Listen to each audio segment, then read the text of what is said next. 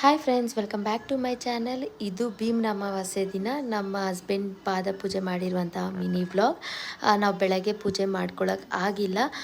ಅಮಾವಾಸ್ಯೆ ಆಗಿರೋದ್ರಿಂದ ಮನೆಯೆಲ್ಲ ಕ್ಲೀನ್ ಮಾಡಿ ಪೂಜೆ ಮಾಡೋಕ್ಕೆ ಎಲ್ಲ ಪ್ರಿಪೇರ್ ಮಾಡಿದ್ರು ಬೆಳಗ್ಗೆ ಇವ್ರು 6:30ಗೆ ಹೋಗೋ ಕಾರಣ ನಾನು ಪೂಜೆ ಮಾಡೋಕ್ಕಾಗಿರಲಿಲ್ಲ.